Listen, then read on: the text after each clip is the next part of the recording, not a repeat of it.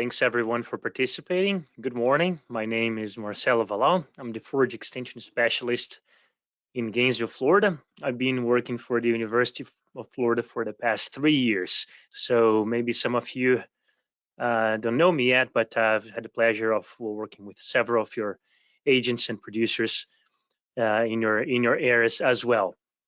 Today, I want to talk a little bit about variety selection. So, matter of choices, the importance of variety selection, and the resources available that we have in our extension system.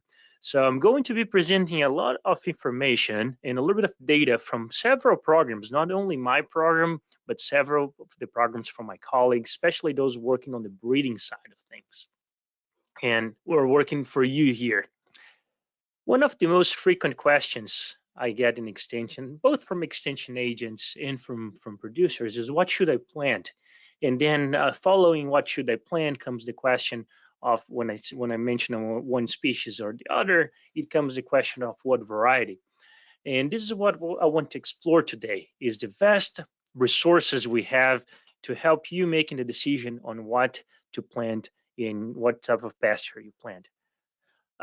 So just an outline of my presentation today. We're going to talk about the importance and criteria for variety selection and for getting those seeds or planting material, resources available, and a quick overview of the current projects that I am directly involved on variety testing in the later stages of breeding programs.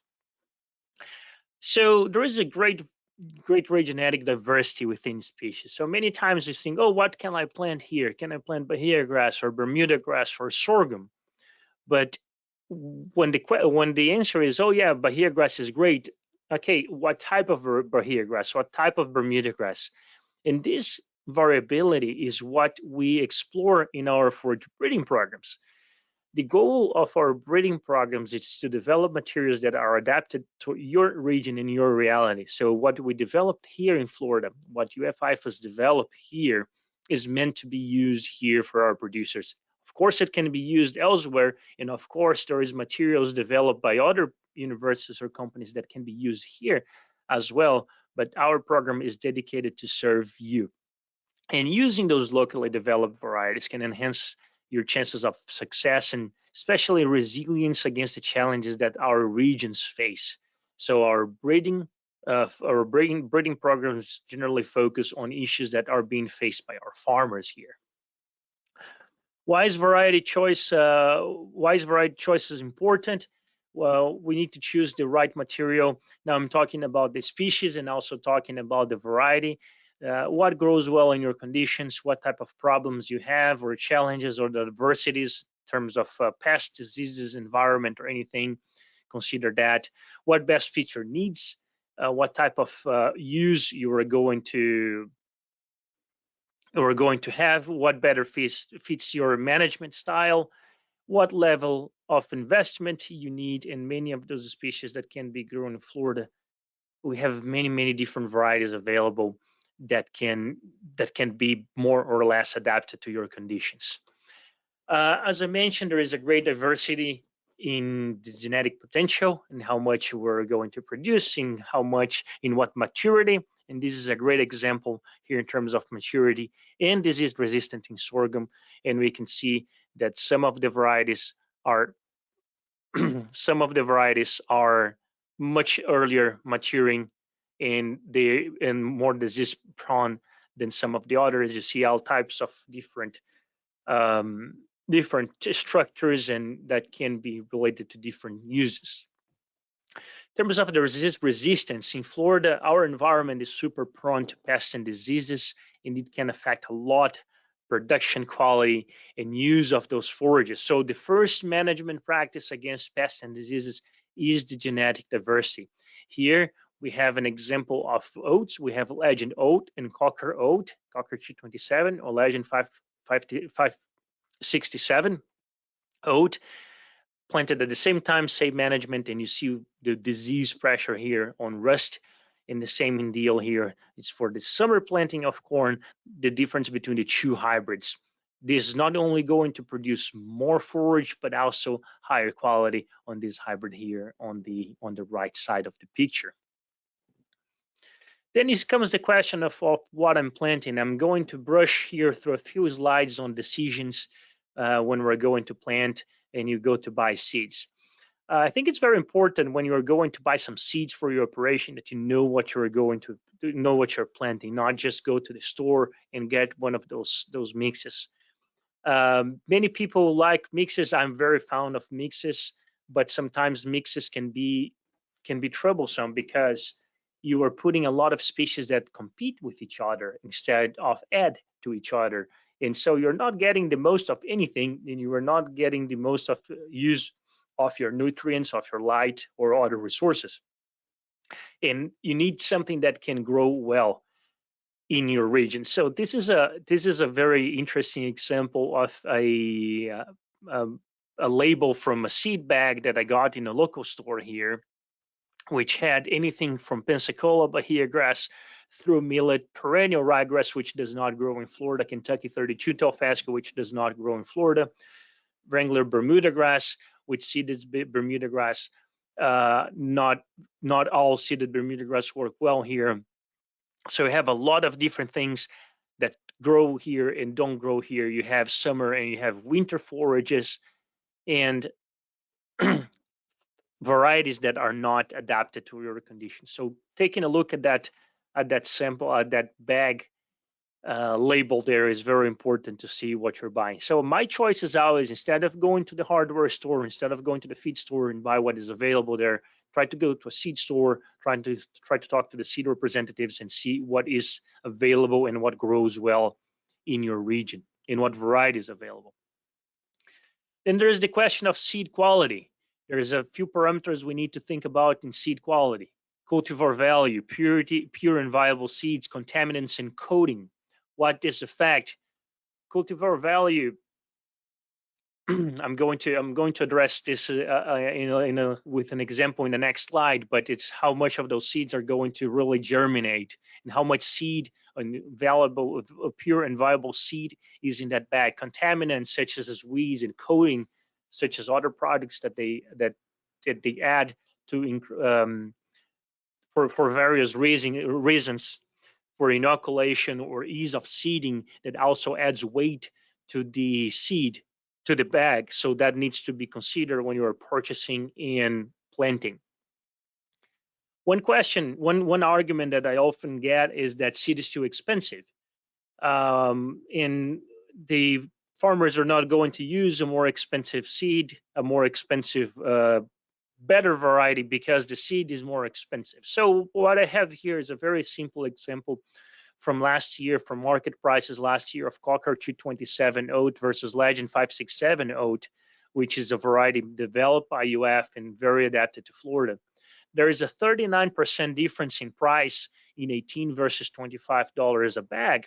That means 36 versus $50 an acre in seeds.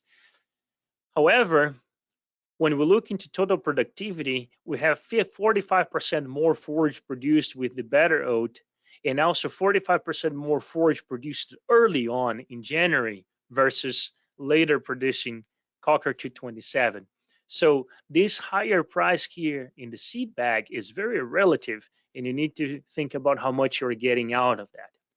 Needless to say, not only seed goes into the calculation of the cost for implementing a pasture, but you have all the labor, you have all the fertilizer and land prep and diesel and all that. So whenever you have a higher producing forage here, you dilute that cost into greater forage production, and it makes cheaper per pound of forage produced. For viable seeds, what I mentioned before, this is an example of crimson clover pre-inoculated that has 46% pure seeds, and also it has 80% germination, and we don't want to go below 80, below 75 or 80% germination in anything we do, because that means the seed is probably lower quality. Yes, there are hard seeds sometimes that lower this germination potential, but we don't want it to go low.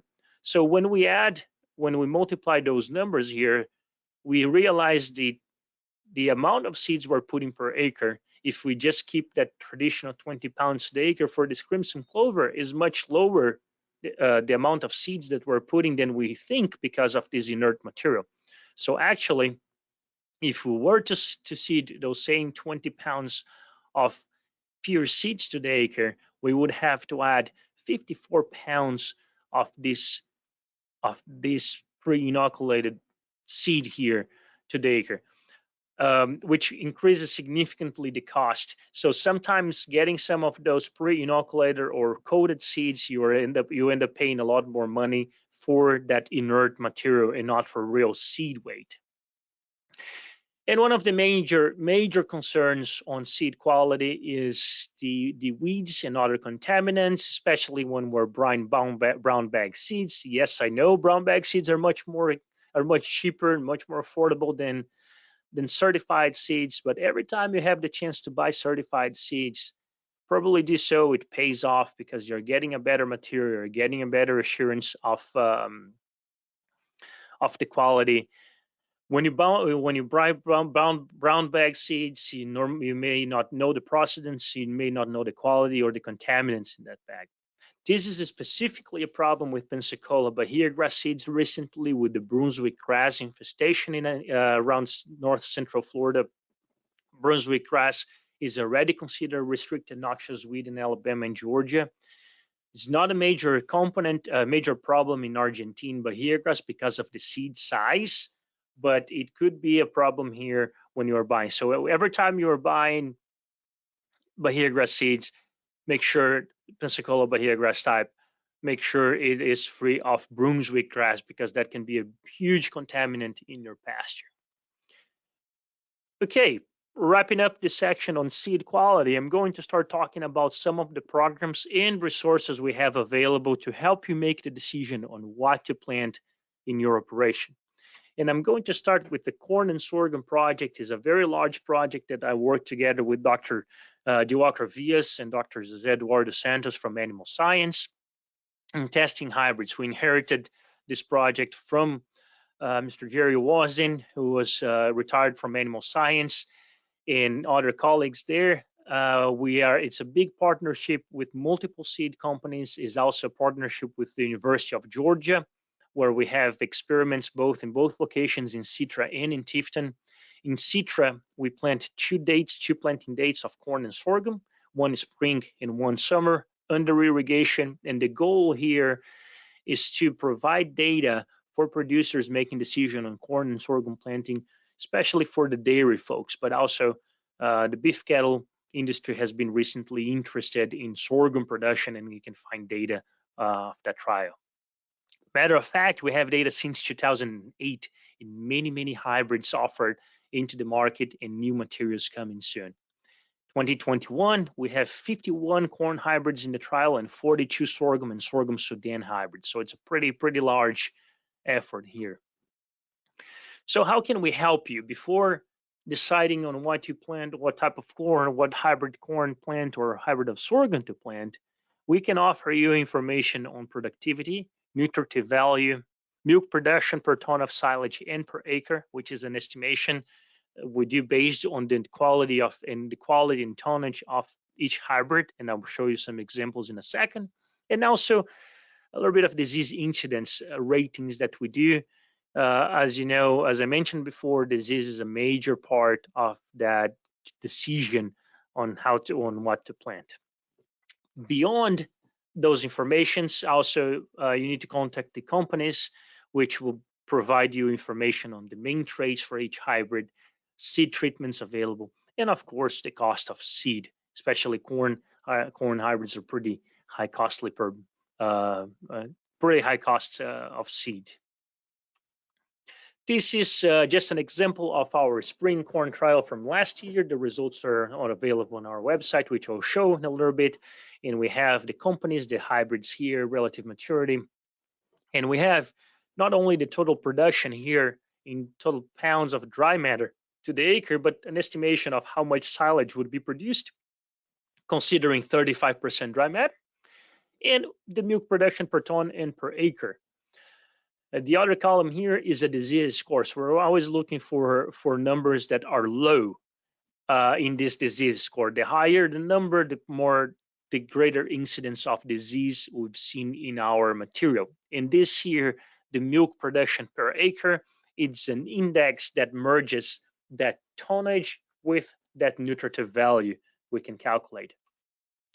Talking about nutritive value, if you need information on the hybrids you are growing to calculate your feeding strategy or supplementation strategy, here we present data on energy, on TDN, protein digestibility, carbohydrates, and fiber digestibility. All this data is available on our website. You can look at it, and how that will help making your decision on which hybrid to plant, which hybrid is performing better in our trials here. The other thing is this production chart, and you can see here in one axis the milk production per ton, which is related to the quality of that silage, and here the total production in terms of dry matter per acre, pounds of dry matter per acre. And we're looking for hybrids that are in this top right quadrant here, that have high production but also have high quality. So is it better to have a high quality or higher production? It really depends what you're looking for, depending on what type of animal you're going to eat to feed this. You may choose some higher quality.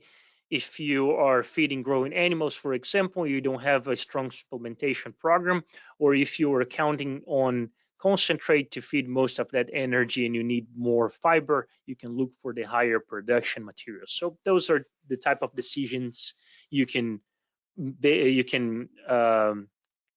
have support information to make based on the data. Talking a little bit about sorghum, there is a huge variability between the different sorghum types. There is different types of sorghum. There is forage sorghum, sorghum Sudan, and even we tested some sweet sorghum in our trials, which are interesting results on the silage component of it because of the high capacity for fermentation. And the data we present is also very similar to the corn, as was showed in the slides, in the previous slides, with an addition of a lodging score. So we have the disease score and we have a lodging score. Some of those sorghums are more prone to lodging. That depends on management. That depends on planting density. That depends also on row width. But it's a good decision here. It's a good parameter for compare lodging score. And again, disease score, especially for summer planted the sorghum, which is the case of here, where we have a lot of anthracnose in sugarcane aphids. How to access this data? It's available on the Animal Science webpage in the corn silage and forage field day. The best way to do that is Google UF corn silage field day, and it's going to take you to this web page here. You can access information for the trials and the field day material from the past plenty of years. You can find the PDFs of our presentations during the forage field day, the corn silage field day, and you see here some of the titles from the 2018. We're supposed to have a field day last year, 2020, which didn't happen because of COVID, but I invite you for the later part of May in 2022 to come to our field day here in Citra. This year, the field day is going to be virtual and is being hosted by the University of Georgia. Moving into cool season forages. This is also a multi-state project. It's coordinated by one of the components of this cool season variety recommendation is a multi-state project coordinated by Georgia. We have trials in Mariana and Citra, and we also have another trial in Gainesville where we're looking into different forages, different cool season annual forages, and every year we update this list of recommended varieties on our EDIS publication. This project, especially the trials here, are coordinated by Dr. Blunt, Dr. Kenworthy, and Dr. Babar, our forage breeders. And what we do, we get together with our colleagues from Georgia and Alabama, and we analyze data from multiple locations. Here is data from Mariana, from ryegrass a few years ago. We have every year. Last year was affected because of COVID, some of those trials, but we have data on forage production of oat, rye, triticale, and ryegrass, where we analyze and we make the decisions on what can be recommended and what cannot be recommended. This is not an all-inclusive trial. There are things that are not in the trial which are also suitable for Florida, but those are the most used in the companies that have the most interest in promoting their materials in our states. Whatever underperforms for 2 years consecutive gets out of our recommendation list.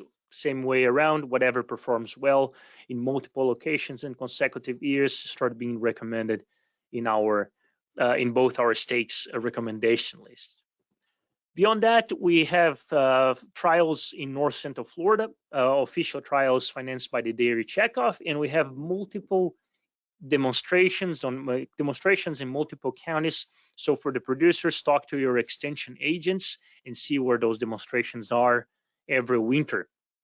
And this is just a picture of the UF dairy in the back here, where we had our trial last winter. Here are some of the results. Those results are not yet published. They are going to be available on our forage website, which is under construction. And I hope the next time I talk to you in this event here, I can provide you more information on our website. But this is the type of information that we provide. This is production in 110 days of all those different forages.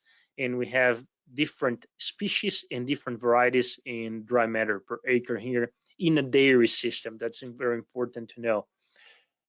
Just to highlight here the difference in productivity of some of those forages, different harvesting dates at 55, 85, and 105 days after planting. Join us in our annual field days during the winter. We do them on the dairies, so keep an eye on our resources, on our media channels, which I'm going to show at the end of this presentation, and see what's going on. And come and join us in some of those field days to see what is new and what is good in terms of forage for winter cool season forages. I want to talk briefly about some of our perennial forages as well. I touched the annual forages, but the perennial forages, there is a large effort in breeding and variety testing on those grasses too. Starting with Bermudagrass, there's 2 new varieties released, Mislevy 2000 and Newell. Dr. Vendramini and Dr. Rios released those 2 varieties in the past 2 years. We are still limited in terms of planting material, but we're establishing nurseries in various locations. Matter of fact, I'm harvesting this afternoon to plant tomorrow in Hastings, 1 more location, so the material will be available for producers. And slowly, we are increasing those nurseries, and we also have more work being developed on new varieties in cooperation with the USDA and TIFTO, Dr. Bill Anderson, for new releases in the future. This picture here is a herbicide trial we conducted last year with Dr. Brent Sellers, and we're repeating this year on the establishment herbicide protocol for Bermudagrass establishment. So our Bermudagrass is the same? Definitely not. You need to choose your variety. You need to see what's best for your location. But in general terms, we have some of the improved varieties like Tiffany 85 and Jigs that are much more productive than our traditional coastal. They pay off, they respond better to fertilization, and they also, and depending on the variety, they have a different production curve. So what produces earlier, what produces better. And you see here in the May production, the difference between Tiffany 85, which is a later summer variety, versus Jigs, or some of the new ones, which I'm going to show in a second, that are earlier producers. Where can we find information about that? our Bermudagrass production in Florida EDIS document, you can go to our new Ask IFAS website powered by EDIS, type Bermudagrass production, or just as normally I like doing, just go on Google and type EDIS, EDIS, Bermudagrass production, and you'll get to this document. Talking about some of our new varieties, that same experiment 60 days after planting, here on those pictures, planted with tops, 1,500 pounds of fresh material to the acre, and you can see the difference in establishment rate between Tifton 85, 286, which is one of our top varieties not yet released, and Newell, which was released last year.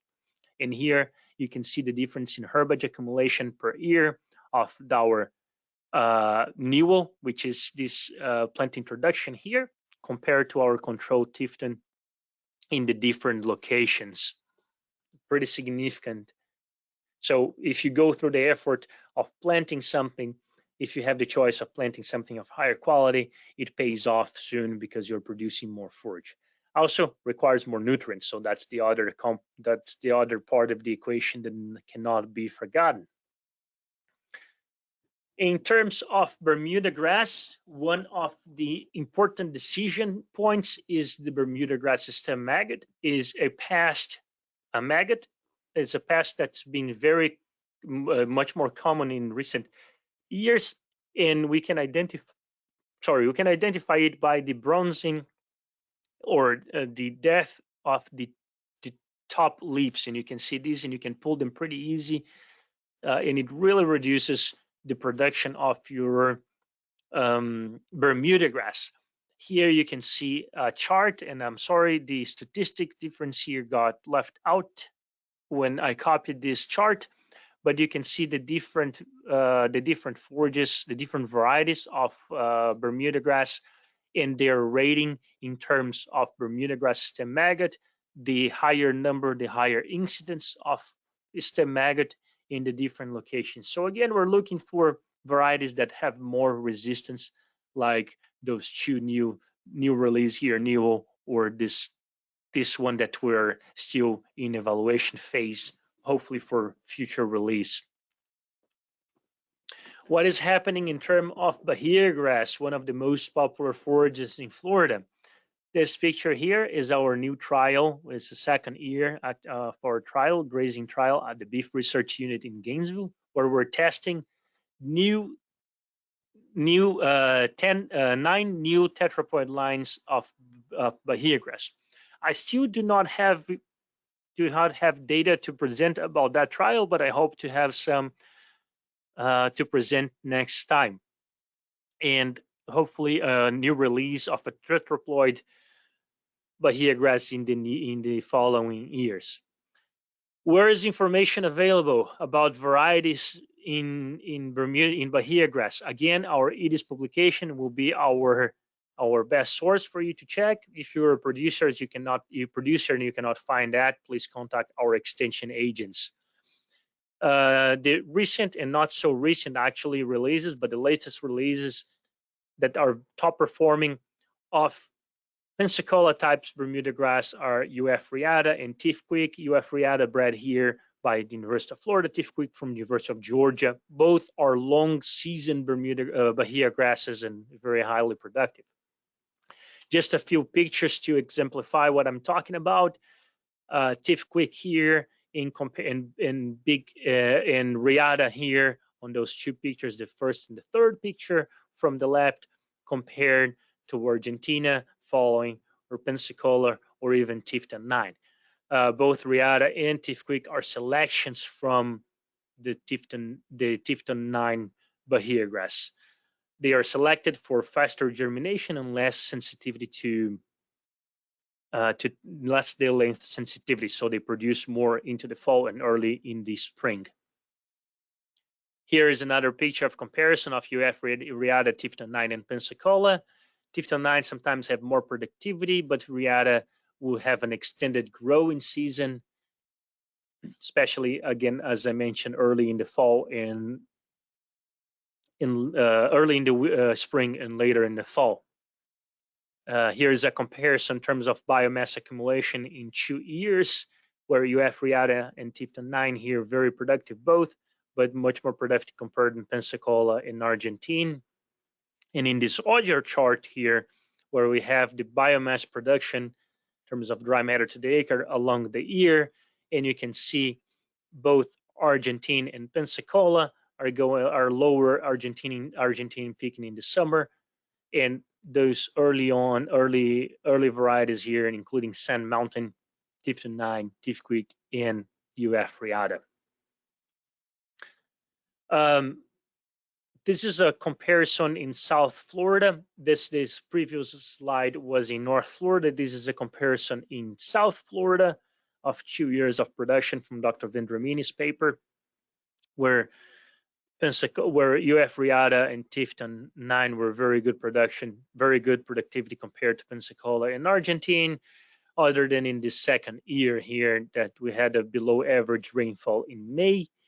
And if you remember what I just said in the previous slide, UF Riata produces well in the spring, so it affects the total production, but still pretty good Bahiagrass to be used. And lastly, I'm going to talk a little bit about limpograss. Those are 2 recent releases, Gibtuck and Kenhai. Again, not very recent releases, but they were released in 2013, 2014. Actually, were part of my master's program, this final grazing evaluation. Those varieties are also planted, propagated vegetatively, like we do with most of our Bermuda grasses. In planting material is not as limited as some of the Bermuda grass. So this is already well spread throughout Florida. And if you're interested, you can talk to your local extension agent and find which is the closest producer that have plant material that can help you, or get in touch with us and see if we have any material available at one of the experimental research stations. So this is an example of what we're doing while we're still breeding all those forages, and it's a continuous program. Every time we release something, we still breed, we still try to look for better planting material. This is an example of Florauta, which is the traditional traditional limpograss variety versus the Kenhai and Gibtuck, some of our new ones and other lines that were tested in the experiment in terms of productivity. In year 1, we had Florauta just as good as some of the Gibtuck and Kenhai, but after 1 year of grazing, we have this difference here, statistical difference in terms of biomass production for Kenhai and Gibtuck compared to Florauta. What does this mean? This means that those here were selected not only for higher productivity, but also for better grazing tolerance. This is part of our criteria before releasing varieties. We check if they are tolerant to grazing, so they can be used in a real world situation. Not only produce better or have better nutritive value.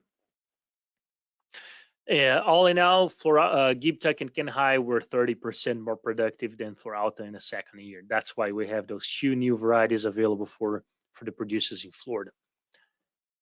Also, the other thing we're looking in terms of persistence is how much cover they have and how much change in cover.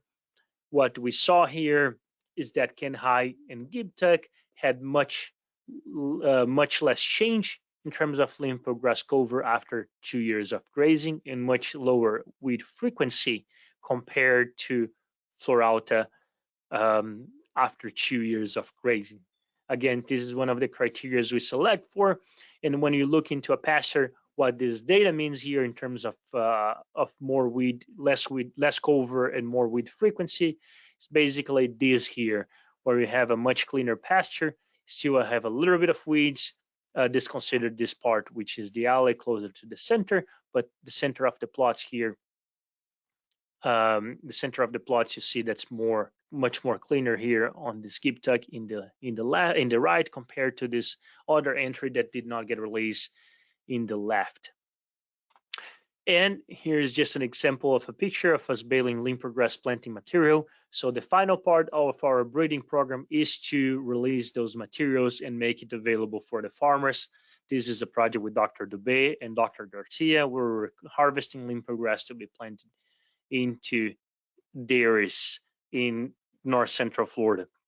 For the folks in South Florida, you are very familiar with the limpograss. For the folks in North Florida that are not as familiar with it, we have been expanding our production of limpograss in the Panhandle with fantastic results.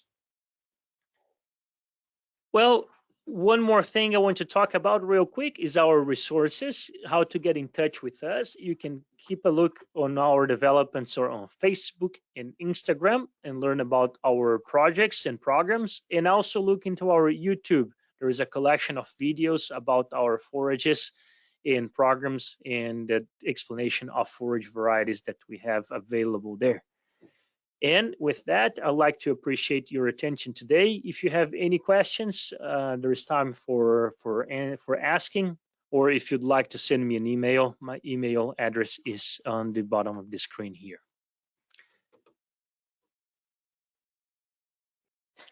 Thank you very much. We do have a couple of questions for you to get started with. And anybody else, now is the time. Please enter your question in the panel and we will get to you as time permits. So the first question is, what warm season annual forages, grasses, legumes, do you recommend for preconditioning feeder calves? Preconditioning feeder calves. So we're looking for something that will give us good quality and also biomass. We're not only interested in the amount of biomass, but we're interested in the quality here. So we're looking into the annual forages is a good choice. Now, the right answer, I cannot give you a right answer without knowing where you are located at, because the different forages will grow better. Different forages will grow better in different types of soil. If I had my choice here in a well-drained soil, I probably would be talking about some sorghum or sorghum Sudan or pearl millet, depending on your drainage. And if you have the chance to mix with some of the legumes, those are very high productivity, and if grazed well, they can have high quality. Of course, if you let them grow too much, then you start losing quality, but you can harvest them for silage later. On the grazing side, we also have some of the legumes like cowpeas or even forage soybeans that you can mix with those high productive, high biomass forages to add quality. I'm a big fan of mixtures, by the way, unless you have a very, very weedy field that it's impossible to plant the mixtures.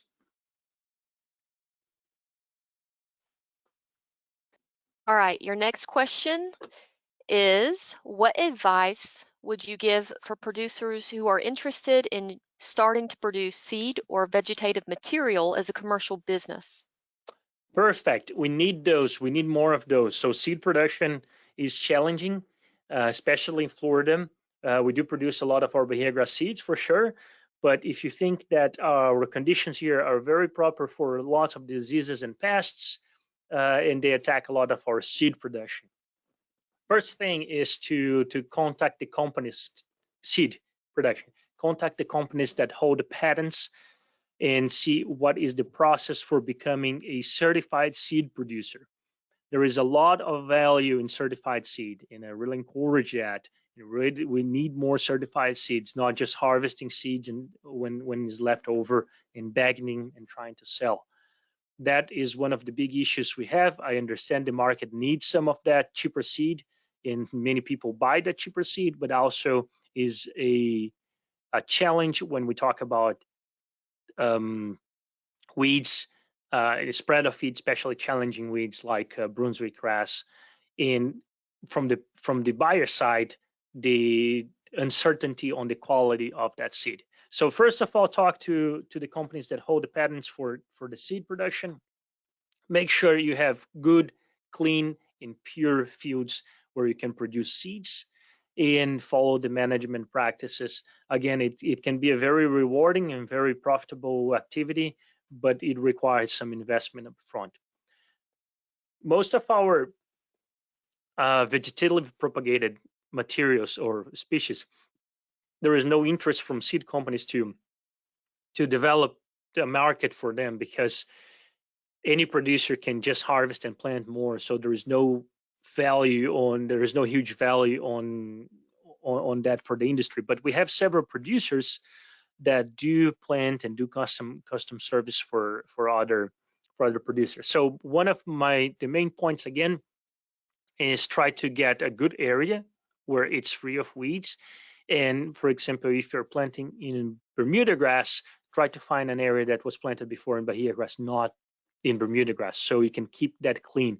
Second thing is to keep it clean and keep it as pure and keep it pure, not as pure as possible, but keep it pure, period. Do not mix varieties, and make sure you are always keeping up with your herbicide protocols, cleaning your machinery and all that, so you don't have contaminants or mixture of the same thing, of the same species into your seed fields, plant material fields.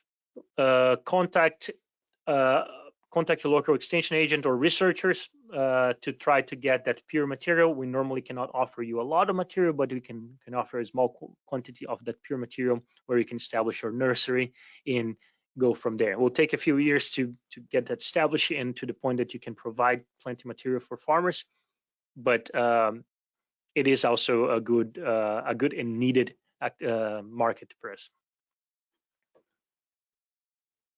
Great question. All right, here's your next one. What do you think about grazing common Bermuda grass if you already have it in a pretty solid stand? No problem. You can treat it as a pasture. It's just assume it's not going to be as productive. Just assume it's not going to be as responsive to fertilization, and just use it as best it fits your system. Now, if you are interested in converting that to a different Bermuda grass, do not plant it to the new Bermuda grass in the first year. Get that stand, plant something else for a few years. I prefer planting annual forages for 2 or even 3 years to make sure you get rid of all that common, or you can plant into Bahiagrass, which it will still be hard from a herbicide perspective to clean that field, and then you change it. But there is no problem in using those common varieties. I would not recommend you establishing a new field on a common variety just because it's going to be just as costly as some of the best ones and produce much less. All right, here is your last question that we have so far. What cool season annual grass will maximize late fall/early winter forage production in Northeast Florida? Late fall, early winter. So we are looking into the small grains. By small grains, I'm talking about rye, triticale, and oat. Now, within the small grains, it's important to choose the right variety. Legend oat is very early. It was developed, the Legend 567 was developed for dairies. So the dairy folks here, they are planting corn in the first or second week of March. So they need something that can be harvested by then. It's a good choice. There is some of the new trical varieties that are very good. There's a 342 that's a traditional one, but there is a few that are also new that are also very productive early in the season. And the most productive early on is Florida 401 rye. Is an old variety. It's very stemmy. Is a little harder to control on the grazing side. Probably would not recommend for grazing unless it's mixed, just because it gets stemmy and is challenged. But it's incredibly highly productive and incredibly early. Now, that being said, if you don't have a good fertilization protocol in a good seed bed, you're not going to have early production. That first fertilization a few weeks after planting, when plants start emerging, is crucial to get the most that production capacity. So you need to get that first fertilization on and follow up that fertilization 45, 60 days to get early grazing on those forages. So again, 2 important things: not only the species but the variety. There is a lot of difference in variety within species, and also that fertilization protocol. All right, that's all for now, Dr. Wallau. Thank you so much for your presentation. It was very interesting. Well, my pleasure. Thanks for the opportunity to be here, and I hope to interact more with y'all in the near future. And please let me know if you have any questions. Yes, sir. Great. Thank you. All right, now I am going to share my screen. Hopefully, let's see if I can do this correctly. And yep, so you should be able to see my PowerPoint. We see your PowerPoint, not the presentation. All right, how about now? Half of the presentation. Half of it. Man. All right, so this is the struggle. All right, so I'm going to need to show it in this form because otherwise it only allows me to show half. I don't know why. So this is what we have. So thank you guys for joining us today for today's Ona Highlight. This, as you hopefully can see, is our upcoming events. In July, Dr. Felipe Moriel is going to be presenting heat stress on beef cattle. And then in August, those of you that normally join us will notice that this date is a little different. They needed a move, so we opted for August the 3rd for our Ona Highlight that month, and that is going to be with guest presenters Cliff Coddington, who will be the newly positioned president of the Florida Cattlemen's Association, along with Jim Handley. They will be discussing current issues and initiatives of the Florida Cattlemen's Association. So don't miss that. And those of you that are attending, I will share with you guys information for registering for these upcoming events, probably tomorrow or by Thursday when I share with you the recording of today's event. So you'll have access for that if you're interested. So the Bluebird Watcher program has set their final dates for this year's Bluebird Watchers sessions, and that's going to be July 10th. They're going to be having a virtual session with guest presenter Dr. Katie Seving, who is with the Wildlife Ecology and Conservation Department at UF, and it will also include a brief field research update from Dr. Hans Ellington. And then the final program for this event is going to be September 11th from 1 to 2, and that's going to be about cleaning out those nest box and preparing for next year. This is one that we've been advertising for a while now. Our Youth Field Day is going to be in person on June 29th. And if you guys know someone who is interested in attending, they need to register by this Thursday, the 10th, in order to be able to get their t-shirt at the event. T-shirt orders will continue after that date, but those t-shirts won't be ordered until after the event is finished. We'll make one more additional order on July 7th after the virtual offering of the Youth Field Day. And the Youth Field Day space is limited for our in-person event, and we're very close to capacity now. So if you're interested or know somebody who's interested in attending, they need to go ahead and register soon through Eventbrite. And when you register, you have the option to purchase the t-shirt. Cost for the in-person event is $10. Cost for the virtual event is free, and that's going to be a Zoom broadcast 1 week after the field day where we will be sharing video from our live event. And each of the speakers, each of the class teachers will be present to share with you all or whoever attends. And it's really going to be a great program either way. So I really hope if you know folks that would be interested, share this info with them. As always, follow us on social media. If you're not a part of our email list, send me a quick email and let me know to add you. We'd be happy to do so.